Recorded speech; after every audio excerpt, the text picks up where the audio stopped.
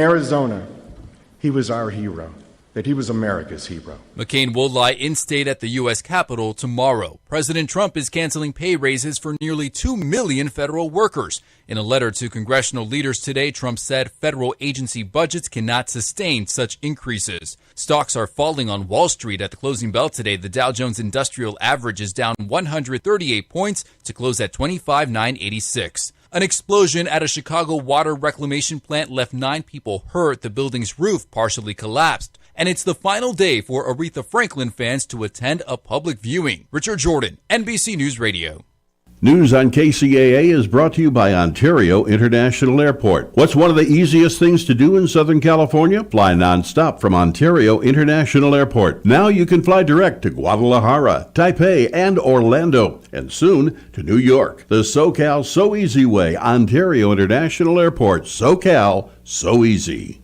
Turner's Fine Carpets is a family-owned business providing generations of great service. They specialize in carpeting, laminate flooring, installation, and satisfied customers. Turner's Fine Carpets is locally owned and operated by Dad, Larry Turner, along with his son, Dan, who works side by side in the office with the help from their loyal employee, Frankie. Before Larry, it was Dennis Turner, Larry's dad, who started this family-owned business. With 3 generations and nearly 60 years of experience serving the same community we all grew up in, Turner's Fine Carpets must be doing something right. They serve Yucaipa and all the surrounding areas of the Inland Empire. You can find Turner's Fine Carpets of Yucaipa on Yelp. For a direct quote, Turner's is located at 35168 Yucaipa Boulevard in Yucaipa, just above California Street, or at 909-797-6100. That's 909-797-6100. Or Google Turner's Fine Carpets of Yucaipa.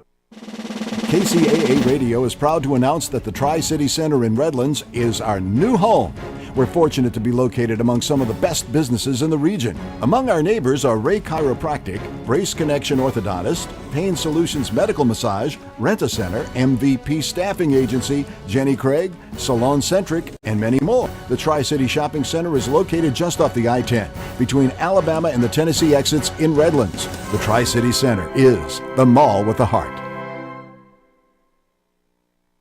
If you or a loved one was seriously injured in an accident with a semi-truck or an 18-wheeler truck, you need to act fast. I'm attorney Daniel Rudbari. I know how to fight truck companies. Call me 800-325-1454 for your free consultation. 800-325-1454. Truck accident cases are different than an auto versus auto accident. There are so many more issues involved when dealing with a truck accident case. There are federal regulations and state regulations, several different companies that may be involved. I can immediately gather the evidence, get you the medical care you need with no deductible and no copay to you, and get you the compensation and the money you deserve for your injuries. And if there's no recovery, there's no fees charged to you. I'm attorney Daniel Rudbari. I know how to fight truck companies. Call me 800-325-1454 for your free consultation. 800-325-1454.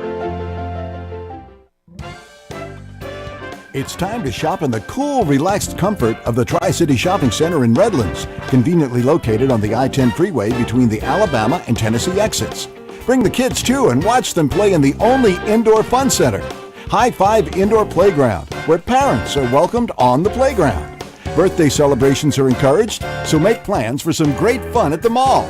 More reasons why the Tri-City Center is called the Mall with a Heart. This is KCAA.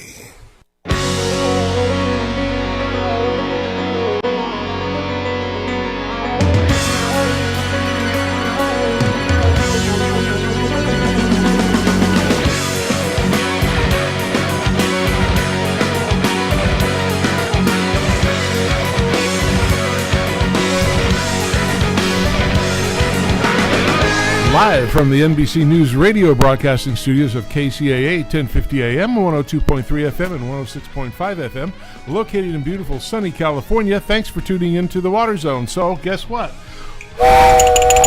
It's time to get aboard the Water Zone. I'm Rob Starr, along with Chris Davies. We're having a crazy day today. It's been nuts for sure. Busy, and a shake-up earlier in the week. I mean, literally, a shake-up early in the week. Yeah, 4.4. Yep, in Laverne, California, right next to where I live. Oh, I don't hear anything in the headphones. Do you? Nope, I don't. I don't know if we lost something or other, but I hope everybody can hear me. I hope we're broadcasting. Okay, we just got nothing in the headphones, so I'll let our engineer work on that. Anyway, I hope everybody had a great week. It is a nice temperature out here in the high 90s, and I guess it's getting hotter on tomorrow through Sunday. Well, that's good for the weekend. You know, the kids like to swim and get in the pool and go to the beach and all that stuff. So last hurrah, but we're used to in Southern California here to heat waves in September, so I'm sure we've got something coming. I hope so. It should be nice. We got sound now. Got the home. Whatever you did, you did good. We want to thank our engineer. Give him a hand. All right, Nick, ready to go, bud? All right, good boy. We like him. He's one of the best ones we've ever had. Wipe that sweat off your brow. Yeah. He's shaking in the booth. If anybody, too bad we can't put the camera on him. Get a view of him. He's a pretty good guy. We like him a lot. I think we'll keep him. We have clout. Anyway, we have a great show today. As always, we're going to have one of our most favorite people on, and I think she's on the line because I see it blinking. And I'd like to introduce Miss Chris Austin, the purveyor of Maven's Notebook. Good afternoon, Chris. How are you doing today? Hey, I'm doing great. We're not frying out here in Santa Clarita, so hey, we're good. Oh, that's good. It's nice weather. Well, last high 90s. Well, last night it was pretty good. We had a little breeze coming through, and it was, I sat outside, had dinner. It was really nice, and appreciate that for a change. And we had dinner outside as well last night. Did you? It was marvelous. Copycat? Yeah. I was going to say you were copying us. Yeah, I guess. Well, good people, right? You know what they say. I can't say it on the air, but what the heck? I hear crackling too, so he's checking that out now. If you hear a bzzz, that means he's electrocuted himself and he won't be back for the rest of the show. But he's doing a good job. Anyway, so Chris, tell us what's going on in the world of water in California. Oh my word! Well, let's see. It's a busy week. You know, the big brouhaha, I guess, this in the last 24 hours was, the State Water Project was built back in the 1960s. I think, and at the time, all the water districts signed contracts with the Department of Water Resources. The majority of those were Southern California water districts, and those contracts had a 50-year life term, I think, thereabouts. So they kind of terminate around 2035. So if you've done any municipal financing or financing really of any really large numbers, you really want 30 years, to be able to buy these bonds for. But you were at 2018 and these bonds expired in the contracts expire in 2035. So they're unable at this time to issue bonds for maintenance that might be needed on the State Water Project. Back, 5 years ago, they had a pumping plant catch fire and burn, so they needed to replace that pumping plant. And generally you want to do this by purchasing bonds, but the bonds can't go past the termination date of the contracts of the people who are paying the bills. So they have renegotiated the contracts. They have some agreements and principles, and they're about ready to extend these. I believe it's out to 2070 or something. It's to extend these contracts for just regular maintenance that might be needed, but it is also, the contractors are on the hook. So they'd be on the hook for the Delta tunnels or the Cal Water fix as well. Although the amendment itself is not specifically about the Delta tunnels, but if they're extending their agreement to pay out to 2070 in an adjunct sort of way, it is. So, can't they buy insurance? Can't they buy insurance? It's bonds, bonds. So they issue bonds against the revenues that they receive, and it's the water district that pay the revenues. So, in order to issue the bonds, they needed the contract dates extended. Okay. So, in order to extend the contracts, there must be a legislative hearing. And so they scheduled that legislative hearing a few weeks ago, but the Delta Tunnel opponents were quite effective in getting that hearing postponed. So the legislature, they tried to schedule that for this morning at 8 a.m., but they actually scheduled it like on yesterday. I don't think it actually even got posted on the website till late in the afternoon. So that had a lot of people calling, or the Delta Tunnel opponents calling foul, and they're very good at whipping up their base, and they managed to get the hearing postponed yet again. So it did not happen this morning. Now, the significance of this is that on Friday, tomorrow, the legislature is the final recess, meaning we have like a 2-year legislative cycle. So, this was the final recess of the legislature as it exists. In November, we have new elections, and in January, everyone who was reelected is now back in the legislature, with the exception of the Senate, which have 4-year terms. But the assemblymen have 2-year terms. So here we go. So and the Water Code states that the contract must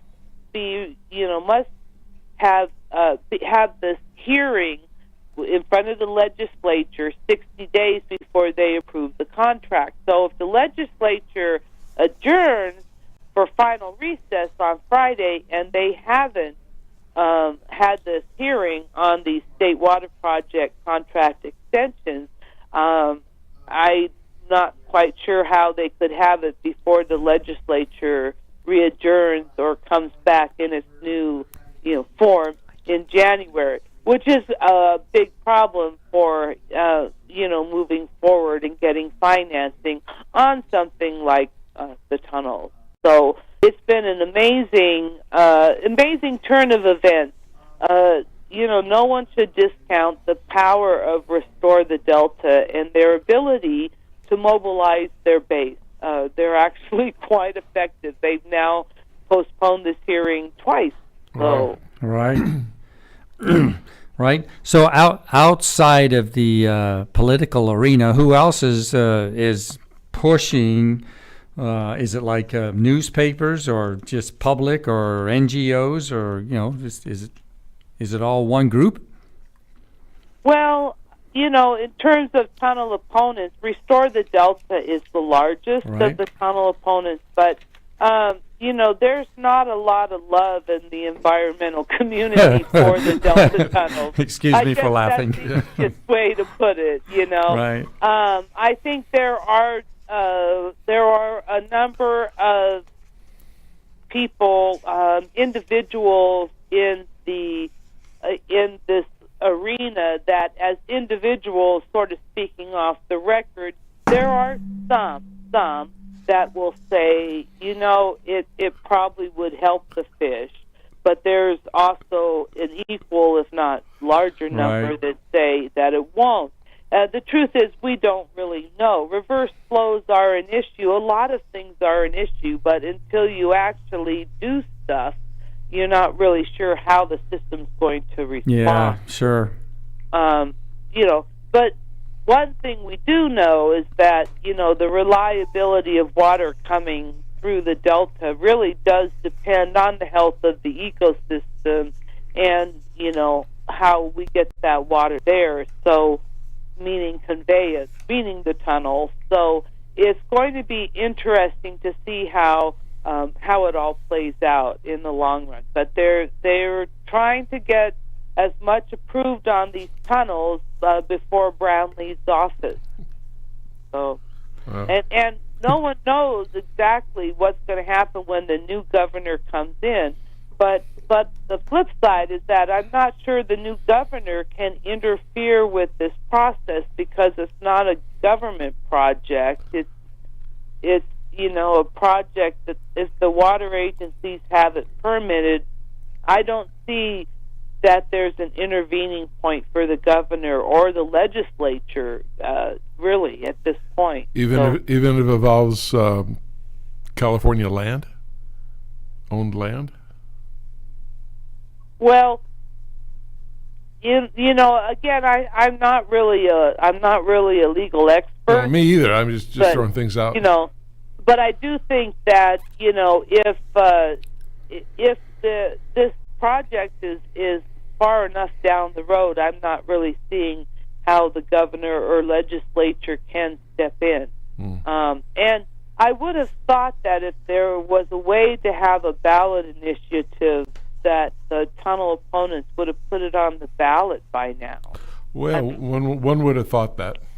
Yeah, and I can't imagine that they haven't thought that themselves. So there must be, a reason why they haven't, legal reason why. So, it'll be interesting to see how this all plays out. Yep. Well, speaking, about the new governor coming in, whomever that may be, remember last week we were talking about an idea we had about getting Newsom and John Cox on the show. And having a debate. I already talked to the American Waterworks Association, California and Nevada section, Tim Worley, who's the executive director. And I also talked to Tim Quinn, who's the executive director of the Association of California Water Agencies.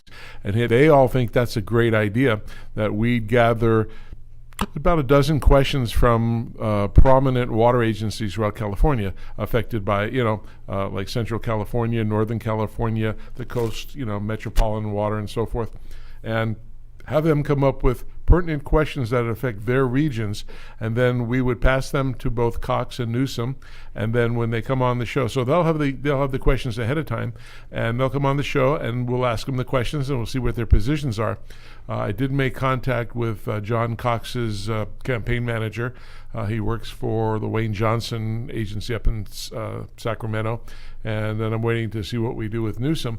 But any of our listeners, if they hear, they should give those two a call and tell them they need to come on the show and tell us what their feelings are about these water issues. We need to know. And, every governor is likely, I think in the past, has come up with some major water issue to deal with. Right. Drought or, wildfires or floods or, you name it, tunnels. I think this would be a good thing for our listeners to hear that. And like I said, AWWA and the AC Association of California Water, Aqua, they really want this thing to happen. And also talking to the League of Women Voters. So I guess all I can do is ask our listeners to call those two people, and both Cox's campaign and Newsom's campaign, and say, hey, you guys need to come together and do this by phone. They don't have to come here to the studio. They can stay wherever they are. That we don't have to see them, but we do want to hear them. I got a lot of questions I'd like to ask, but I'm going to leave this to the water agencies to pose their questions. Anyway, that's what we talked about last week, so I'm excited about that. At least it's hopefully moving forward. Yeah, that's a great idea. Yep.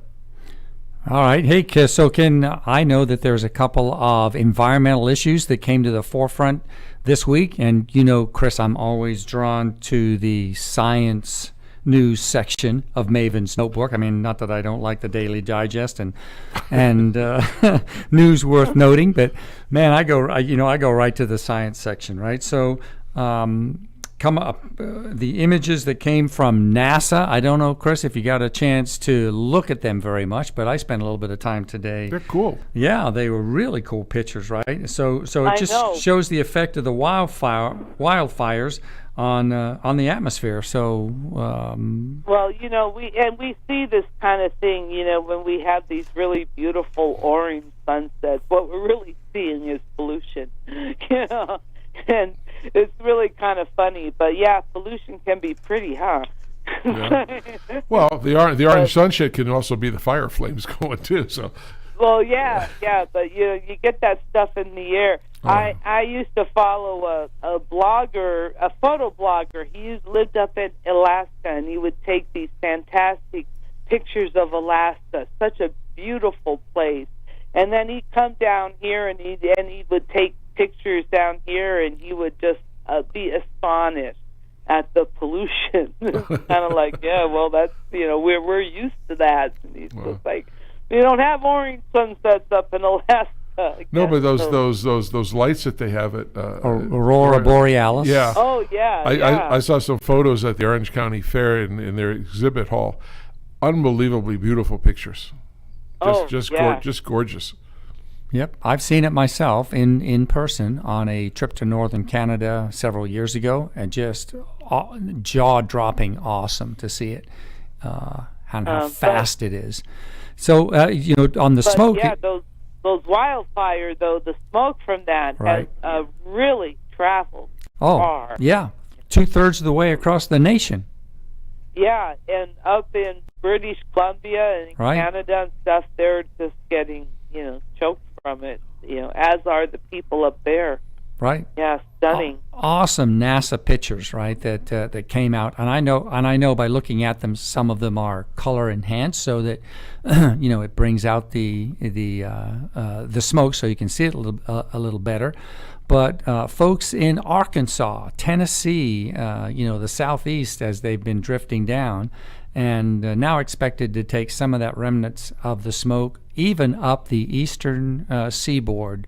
Going north. Of course, it's considerably thinned out by then, but just to see how far that's traveled. And then when you read further into the article and find out how many metric tons of pollution, as you were mentioning, Chris, sets in the atmosphere, and what that does to weather conditions across the country, it provides it's like cloud seeding almost, right? It provides well, do you think they're ever going to ban barbecuing? Barbecuing doesn't hold. Certainly hope not. I'm first in line for a porterhouse. So. No pun intended, but a barbecue doesn't hold a candle to a wildfire in terms of pollution. No, but also look what the fires do to the water systems as well. Yeah.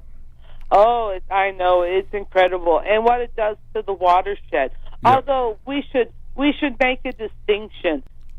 This is what catastrophic wildfire does. I mean, prescribed burns and low-grade fire is actually a good thing for the forest, not the ones that burn all the trees, but the ones that kind of burn the underbrush. Yep. So catastrophic wildfire is bad. The underbelly. Prescribed wildfires used properly is good. Right. And we have to change people's perception. Not all fire is bad. No. Right. A naturally occurring event over millenniums. So it's not like a new thing. It's just that now we got people living here who paid lots of money for their property and houses, and that makes everybody excited.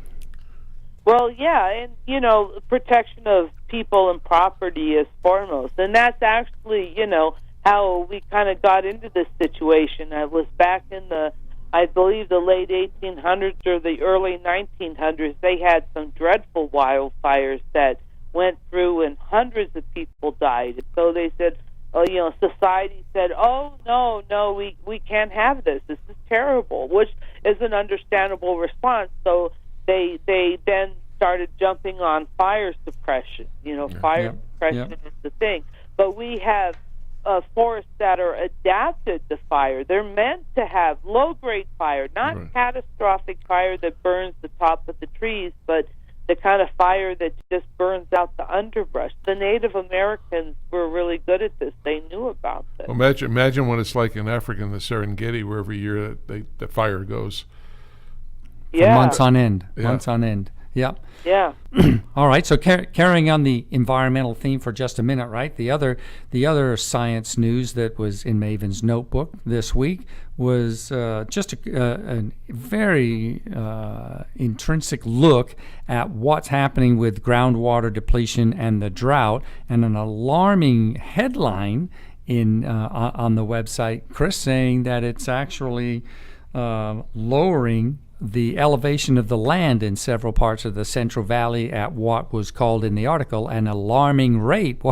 What's going on there? Sinkholes. Well, I mean, we've known about this. It's called land subsidence, and it's been going on for years. And at the height of the drought, it's in part why they were able to pass the Sustainable Groundwater Management Act because people started to realize we were really draining these things dry.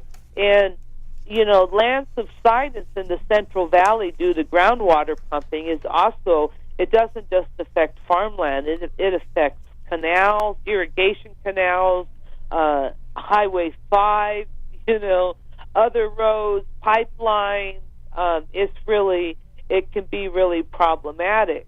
And what they found is that it's still continuing today. And that 2017, when we had a really, really wet year, it sort of stemmed it a touch, but it hasn't really slowed down. We still continue to overpump, and as we pump, the land collapses underneath. It's the same phenomena that's been happening out in Oklahoma and on the Great Plains when they pump the oil out, and fracking. the oil's no longer there. Guess what? The land settles. Yep. So like the Frying Kern Canal, a major irrigation canal that goes down the east side of the Central Valley, is impacted from land subsidence that can't carry nearly the amount that it used to carry. So it's a bit of a problem. So when this new governor comes in, whoever it may be, what do you think is his number one challenge? Oh gosh, there's so much Pick going one. on right now. No, I know, but I figured you're the maven, Well, what's his biggest water challenge? Yeah. I would have to say the biggest water challenge right now is not the tunnels. It is what's going on at the State Water Board. Yeah. And the State Water Board is redoing these flow objectives for rivers on the San Joaquin, and there has been an immense uproar. And listening to the council, the State Water Board members discuss it last week, they are quite split on what to do.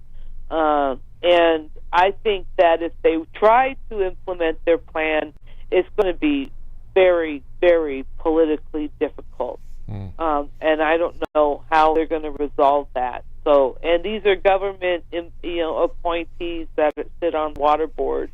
So I think his biggest challenge right now, and I think we're all kind of looking at it, is, how are we going to address what's going on at the State Water Board? I think we should get one of them to come on our show. It's about. We've had people on from them before, but I think it's time to do a recap, maybe. Yeah, this is kind of a significant thing. It people don't want to say it. It's not farms against fish, but it kind of, in a way, it is. The farms and the economies have built up over the use of this water, right? But it's impacting our ability to support species in our state that we want to support, like salmon. You can shrug your shoulder at the smell, but people want salmon. We eat salmon. There are salmon fishermen out on the coast, and the salmon are not surviving. So, it is, although no one wants to say it's farms versus fish, in a way it sort of is. It's back to, how do we allocate the water between the farms, the cities, and the environment? And it's the thing we will struggle over, and we continue to struggle over. Well, that's what I want to hear the candidates for governor. I want to hear their opinions and where they stand, and what they want to have for their legislation. I think that's important to me, because without water in California, things can go bad real quick. Yeah. Oh, yeah. Yep, absolutely. Well, the purpose of the show here, right? Bring attention to the water issues. There's a lot of stuff in California that needs attention. Education, homelessness, infrastructure, roads, all that sort of stuff. But water is a big issue. It is one of the core elements and issues in California state politics. I want to hear it's in the top 3 or top 5 from either one of them. So we'll see. Yeah. Well, Chris, we coming up against our break here. We do appreciate you being on our show every week. We love it. And anybody wants to follow Maven's Notebook, it's www.mavensnotebook.com. You can also subscribe to that and contribute to that if you'd like. It's a great. We use it all the time for making us smarter. At least I do. I don't know. Chris doesn't have to do that, but I do. But I mean Chris here, not the Chris Maven. But Chris Austin, don't believe him. I read it every day. He does. He honestly does. I'm a big fan. Yeah, I read it a couple. All right. I read it a couple times a week when I have a chance. But it's absolutely excellent. So and you get lots of kudos, as I told you last time on the show. Everybody comes up to me, talks about the show and how wonderful you are, and you're a great part of it, and that's why we keep getting all the good awards. We appreciate it. So okay, excellent. So we'll talk to you next week. You have a good one, and stick around. We're going to be back with a great guest from all the way from Nevada, Las Vegas. That should be good. Yeah. So stick around for the second half of Water Zone. We'll be back in just a minute.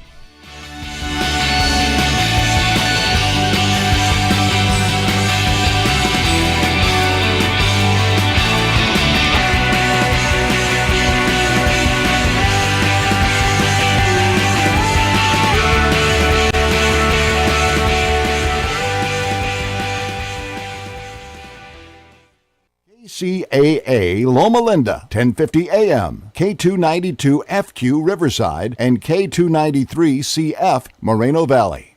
If you knew there was a pipe cement that works better than the one you're currently using, is better for you and the environment, and costs the same or less, would you buy it?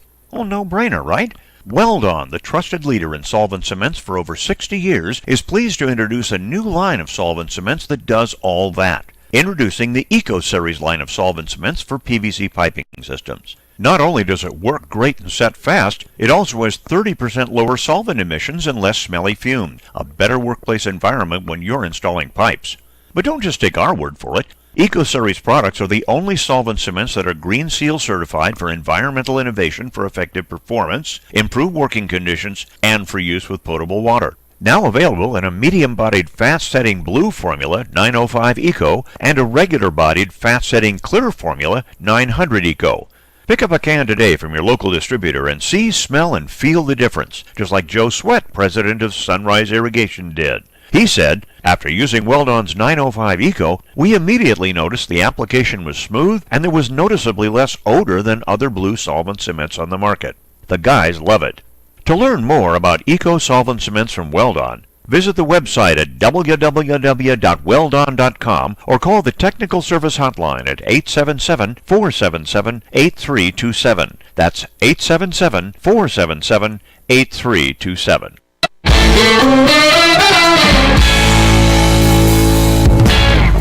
Let's talk drought stress. No one likes burnt plants or grass, especially your customers. So, when it's hotter than a tin roof in Tallahassee, what are you going to do? Water the problem away? Not only does that abuse a vital resource, it's illegal in many cities. Here's a quick and easy solve that won't get you in trouble with Mother Nature or Johnny Law. Applied as a year-round program, Moisture Manager from Lesco supplements regular irrigation by attracting moisture to treated areas, thus making the moisture available to plant roots. This maintains wettability between waterings and rainfall, allowing soil to accept water as it becomes available, and making the water more accessible to the plant roots. Boom! More green, less watering, and a great new reason to see your customers on a recurring basis. With Lesco Moisture Manager and Site 1, high heat is no sweat.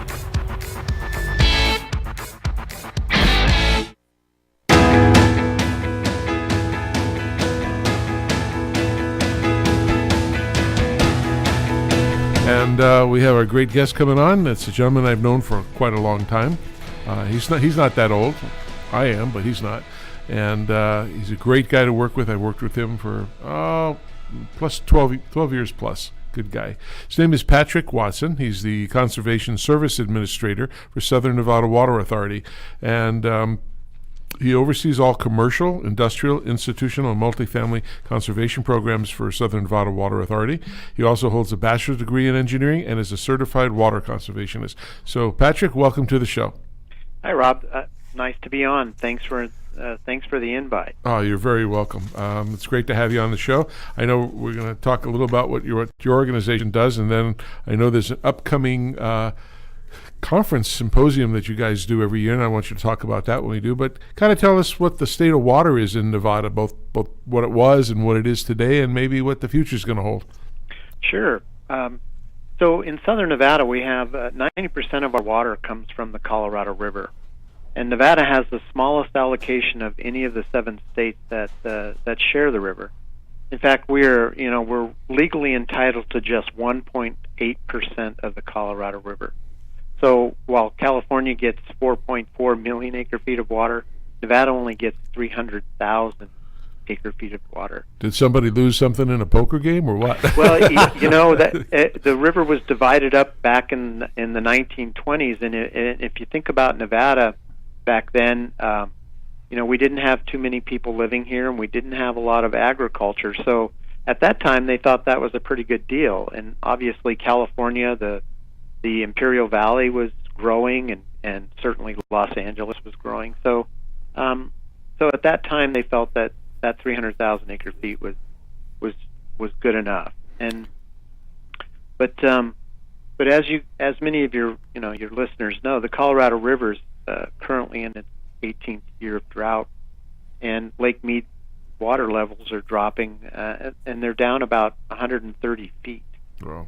And so last year, the flows of the Colorado River were only about 47% of average. If we look at the past 18 years of drought, we only had 4 years of above average flow. Wow. So with declining water levels in Lake Mead, that's certainly a concern, and we continue to work with our partners on the river to reduce that water demand and keep Lake Mead's elevation up. I always joke about this company called the Water Train, and they gave me this little whistle. I love it. It's really cool. I didn't give it to my grandson because I thought this was really nice. I wanted to keep it for myself. But why can't there be alternative ways of getting water to there versus the typical flow? You mean into the river or into the dam? Well, one of the things that we're doing with our river partners is we're looking at ways to keep water in the dam. So we work on, for us, we call it intentionally created surplus. So we have programs that and some are interstate programs. So, for example, the Yuma desalter in Arizona, we helped with that, and certainly that helps keep water levels up. There's a program that we work with Metropolitan Water District and Arizona, and we put in money in a fund, and we help fund innovative conservation programs on the river. So, and any water that's saved through that remains in Lake Mead. So we're doing several things to keep the elevation of the lake up, and that's a collaboration with our lower basin partners and our upper basin partners. So that's certainly important. Yeah. Hey, I'd like to welcome you to the show, Patrick. I'm Chris. I'm the co-host here with Rob. Hi, Chris. Rob spoke highly of you, but until I found out that you and Rob have known each other for 16 years, who you hanging around with here? But no, Rob's a great guy. I like to tease him. I like to tease him a lot. So I said he was certified. Yeah. But hey, welcome, Patrick. Awesome to have you on the show. So my interest, my part of the job that I do during the day, because Rob and I do have day jobs, is water conservation, of course, for the Toro company. So I've got a couple of questions I think that I'd like to ask in terms of the Southern Nevada Water Authority water conservation activities. What types are they? How are they accepted by your customers? So can you give us a little roundhouse view of what types of water conservation activities you guys offer? Sure. And first I think I need to kind of describe how we classify water here in Southern Nevada. So we classify it in two ways. So we have indoor water, which is about 40% of our total use is indoor water, and we classify that as non-consumptive use water. Outdoor water, which is about 60%, well, it is 60% of our use is consumptive use. So, and when I say that, any water that hits a sanitary sewer or a drain, we capture it, clean it, we can put it back in Lake Mead and draw it right back out again, and we call it return flow credit. Outdoor water, is lost to our system. So that's consumed, and so our conservation programs are kind of geared towards the greatest opportunity, and that's outdoor water and cooling. So our programs kind of revolve around that. So, and what we've done in our communities, we have a great water ethic that's been created through our conservation programs. Obviously, Las Vegas is the driest city and the driest state in the Union.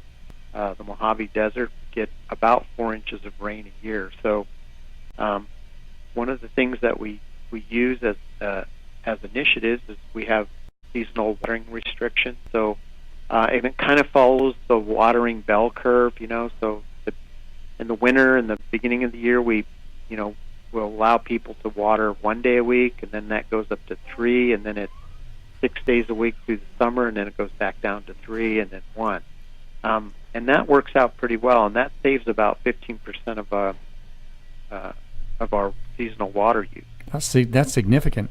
Yeah, and then we do use development codes. We have development codes. So as part of our program, we have and I'll get into our Water Smart Landscapes program in a minute. But to take out turf, we are paying people to take out turf. But if we didn't develop codes we have development codes that don't allow turf in the front yard, and 50% of the backyard can be turf or a swimming pool or something like that.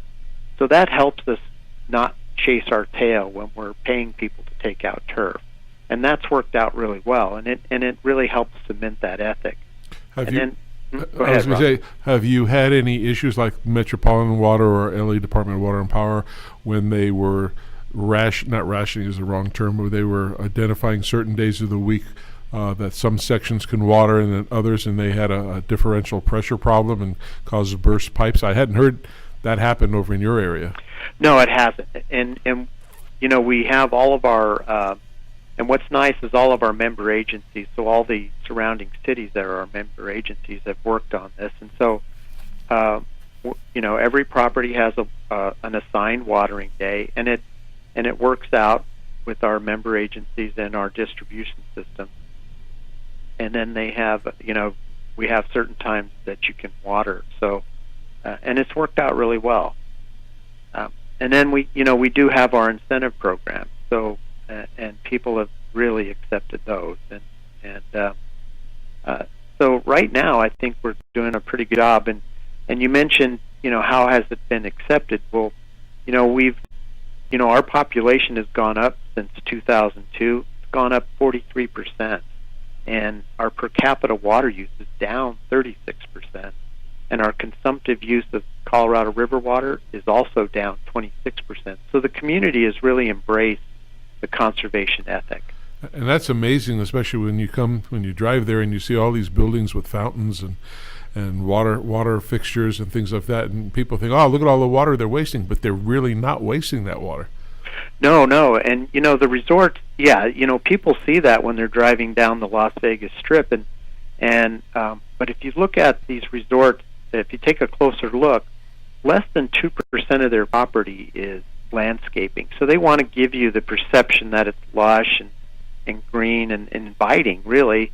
But they make their money with people in the building. Yep.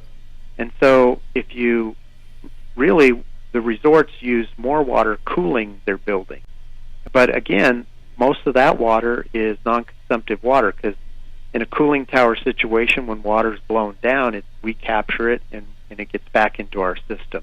Yep. So these are really efficient buildings. Oh yeah, I see a lot of hotels all across the country. Though you go in and they have a little piece of paper. It tells you about if you're going to use the towels, if not to recycle them all the time, and they'll use them every 3 days. There was one innovative hotel that decided the best way to get people to stop the showers is don't provide the towels. Yeah, just sit on the bed till you get dry. Yeah. But what do you do for the commercial? Because that's got to be a big portion of water consumption in general.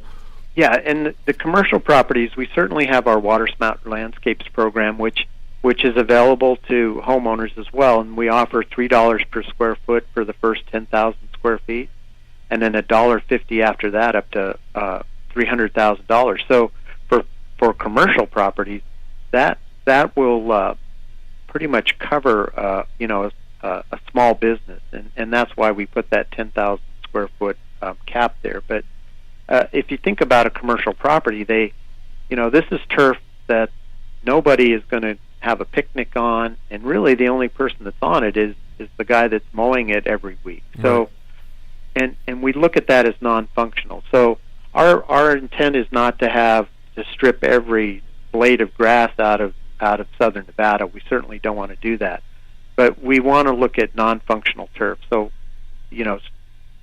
median islands, turf and median islands. That's something that's really not functional and can really be replaced with water smart landscaping. So we look at that. But one of the best programs we have for commercial properties, and it's one of my favorites, is our water efficient technology program. And we offer incentives for businesses to bring in water efficient technology. So for example, the program has two parts. It has a menu based program and a performance-based side. And for the menu, these are technologies that we're familiar with. So, for example, high-efficiency shower heads and toilets and urinals. And we just recently added pulse tunnel washers for commercial laundries, which is these are amazing machines that will wash a 150-pound pill, as they call it, in 90 seconds with less than a gallon of water. Wow. Yeah, and so the performance side it is the most flexible part of the program. So if there's a technology that a business wants to bring in that we're not familiar with, we'll study it for 6 months or longer and then pay them an incentive on the water saving. So it really makes the program flexible, and we get to see new technologies come into southern Nevada. Oh, yeah. Well, a lot of the big commercial buildings, as you said earlier, they use a lot of water for the cooling. There are incentives for people to do things with that equipment?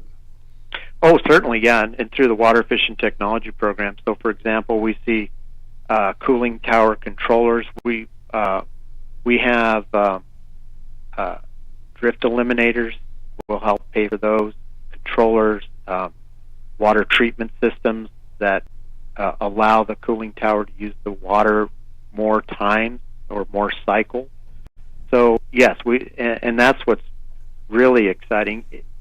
We kind of did an inventory of cooling on the Las Vegas Strip, and there are about 826,000 tons of cooling just on the Las Vegas Strip alone. Almost a million tons. You should have seen Chris and I's face when you said that. Massive.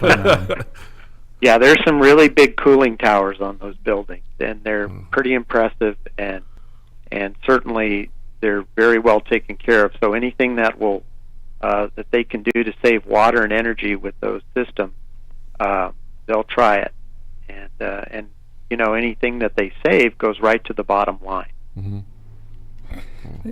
Hey, so Patrick, let me ask you another question, right? So great to have all these programs in place. Great to see that there is a lot of interest in them.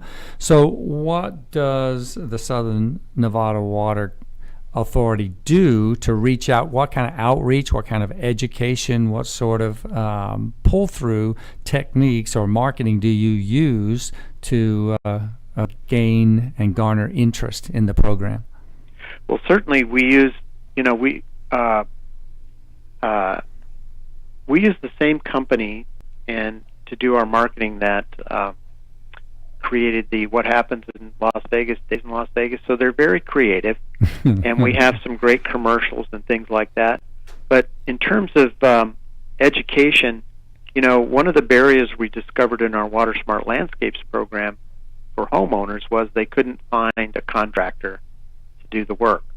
And so we created a Water Smart Contractor program. So we educate contractors on the proper installation of Water Smart landscaping and drip irrigation. And we also give them a drought overview and kind of a water resource background. So they can talk customers, their customers, about water conservation.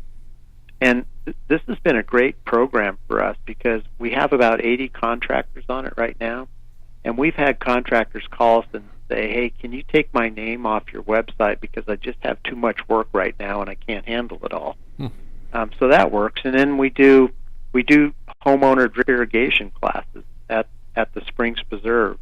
And the Springs Preserve is a great facility here. It's a 180-acre site, and it's dedicated to sustainability, conservation, and desert living. And so we work with them very closely. They have a botanical garden. It's always good to homeowners can go out and look at plants that they, might have interest in or get ideas. It's really a great facility, and it's a great resource for the community as a whole. If you come to Las Vegas, I would put that on your list of things to do is visit the Springs Preserve. Well, Chris is coming with me to the show, so he's all right. We can definitely take a look. But that's an important thing what you just said on the vegetation. I'll say I'm probably one of those people from years ago that couldn't believe that you can live in a home and have these water savings plants, because all I used to think it was things like succulent cactus and things of that, or ugly looking plants. And a friend of mine who worked for the city of Palm Desert, he since retired, had given me a book on vegetation for those kind of areas, and it blew me away how beautiful the plants were. Just amazing to me. I never knew they existed, and I think a lot of people don't still even know that. Right. Well, you've been to my house, Yes. and I've taken out 5,000 plus square feet, 5,400 square feet of turf in the last several years, and replaced it with native plants: ceanothus, manzanita, salvia. And in the springtime and wintertime, my garden is just beautiful. It's a beautiful place. Yeah, and you get a lot of different textures and Sure. colors throughout the summer and throughout the year. So, yeah, it's just not a monochromatic green. No, it isn't. Plus the birds, the wildlife, the butterflies, and the other animals that it attracts. I live very close to the mountains. There's only 3 streets above me before you're in the San Gabriels, and so we attract a broad array of critters too. Oh yeah, mammals, birds, and You're not talking about me when I came for dinner, nope, right? I wasn't Okay. Nope, I wasn't. I'll tell my wife you didn't mean it. That's all right. Yeah. Yeah, but it's just to illustrate that there is a lot of value in converting to water-wise landscapes, right? Not just think of it as you're giving up something, right? I'm giving up my lawn, and it's not really true, right? Most of the time, that lawn that I was using, as you say, Patrick, the only person that walked on it was the gardener once a week when he pushing the lawnmower across it. So, yeah, what did you lose? In my neighborhood, I put in Water Smart Landscaping, and my neighbor across the street, great guy, and he had the most manicured lawn you could ever imagine. It was beautiful, and he took really good care of it. But I would go out and maybe pick up something that blew into my yard and pick it up, and I would be done. And he would be 2-3 hours on a Saturday morning, working out in his yard, and so. Yeah, the maintenance is a big Yeah, thing. cut down on maintenance, and I just kind of let it be as natural as I could, and just the colors were stunning. So. Well, you're really young. enjoy it. You're young enough to get up bright and early on Saturdays and Sundays, like Chris, and go out there and all do all that. I got to the point in my life where I do HID, hire it done. Hire it done. The last thing I want to do is come home and work on my irrigation system. Well, Patrick, some great stories about successes from conservation programs that we've had on the program in the past have always entertained our listeners. So can you give us a little, just some insight into what are some of the success stories that Southern Nevada Water has seen from your I'd be programs? happy to. Yeah, we're very proud of the accomplishments we've done. We have, and since 1999, we've replaced 185 million square feet of lawn. with water smart landscaping, and we've saved 119 billion gallons of water. And we did that. We've done that while our population grew by 650,000 new residents, and so we really feel like we've made some great strides in creating that conservation ethic. And I think that's the important thing is, as a community, we do have that ethic, and everybody thinks about conservation. And moving forward, we have confidence that we'll continue that. Well, that kind of leads on to the last topic here, and I want you to promote a little bit about the upcoming Smart Innovations Conference that started a few years ago. And I was with Doug Bennett, who's one of your guys, and we were discussing that before it was in his head before it was even happened. Can you tell us a little about our listeners about it, and anybody who wants to come and where they can find out about it and everything? Oh, sure. So every October, the first week in October, we host the world's largest urban water efficiency conference. So we have public and private industry folks that come in, and it's always in the same place. It's at the South Point Hotel and Casino, and it's what I like about it is the collaboration and the networking. So we have 108 professional sessions every year, and this is our 11th year. Yep. And Rob, I think you've been to all of them. Every single one from day one. That's right. And what's nice is what I like about it is the networking between sessions. So the sessions create conversations that happen in the hallway and the sharing of ideas. So one of the things we discovered was that, as Southern Nevada, we might have ideas about conservation and how water's used here, and then there might be a smaller city that has similar issues, but on a smaller scale, and how can they deal with them, or how do they deal with them? And we get to share those ideas, and so we think everybody benefits. And every year, we usually have about 43 different states represented and 7 different countries. So it has an international flavor to it, and there's a lot of ideas and collaboration going on that is really exciting. Yeah, it's great to hear that, you meet all these people from all over and all their little issues that are happening. And there's lots of people it's a great networking place because you learn a lot of stuff. Yeah. And that's awesome. How do people find out about Smart Innovations? Well, they can go to watersmartinnovations.com, and that's our website, and they can find out about registration and room rates and different things. It's the South Point is a great facility. Room rates are really reasonable, and it's October 3rd through the 5th this year. Yep. And don't forget to check out the tours. Right, absolutely. And we're going to be broadcasting there as well. Yeah, that's great. So that'll be fun for us. We do that every single year. We'll interview a lot of the people who are attending and a lot of the exhibitors, and we're looking forward to doing that. And hopefully you'll stop by. Maybe you can bring Doug with you. Oh, absolutely. I always like to say hi to him. And I got to say, you guys have been nothing but first class in all the things that you guys put together. And it's been a pleasure working with you guys forever and ever. So we appreciate that. Well, thank you. And we appreciate you guys working with us. Great. All right. Well, thanks, Patrick. We're up against our NBC News Hour that we have to go because they're bigger than we are. we don't have a choice. So anyway, thanks a lot, and we appreciate it. And to our listeners, you all have a great week. And remember, the most important thing to do is think blue and get on that train. See you next week, everybody. We're crazy, I think.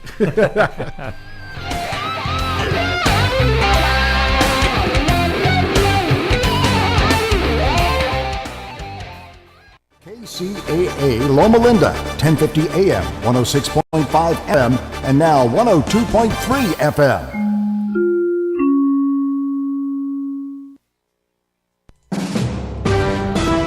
NBC News Radio, I'm Richard Jordan. Senator John McCain is making his final journey to the nation's capital. McCain's casket will arrive at Joint Base Andrews in Maryland tonight. Former Arizona Attorney General Grant Woods called McCain America's hero at a memorial service in Phoenix today. He was courageous every step of the way. And in Arizona, he was our hero.